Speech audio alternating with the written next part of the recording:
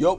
Bon, ça fait un moment qu'on s'est pas vu et il s'est passé plein de choses cet été. Beaucoup de nouvelles sorties chez plein de marques. Le Sony RX1 R3, la DJI Osmo 360, l'Insta360 Go Ultra, l'Insta360 Anti-Gravity A1, tout un tas d'objectifs chez pas mal de marques. Le DJI Mic 3, des mages sur plein de logiciels, le Nikon ZR qui est la première caméra Nikon X-Red. Bref, ça fait beaucoup et on va parler de tout ça dans les prochains jours. Mais aujourd'hui, on va se focus sur le DJI Mic 3. Premier point, tu peux enfin laisser la bonnette et le câble dans la boîte. Donc ça paraît bête, mais on pouvait pas le faire dans le Mic 2 et c'était franchement pas pratique. Contrairement au Mic Mini où juste on peut laisser tout le setup dans la boîte. C'est un gain de temps, c'est trop bien. Niveau ergonomie, c'est globalement le Mic 2 dans le corps du Mic Mini. Moi, c'est la raison pour laquelle j'avais pas acheté les Mic 2, c'est parce qu'ils étaient franchement beaucoup trop gros.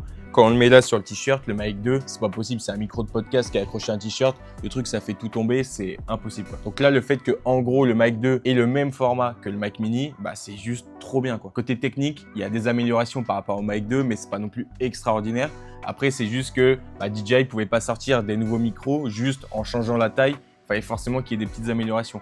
Donc, il y a une amélioration sur la portée, il y a une amélioration sur la résistance. Il y a plus de stockage interne. Bref, il y a pas mal de petites améliorations. Mais niveau qualité pure, il n'y a pas grand-chose qui change. C'est à peu près la même chose. Mais avec la sortie des Mic 3, DJI cannibalise clairement tous ces autres micros.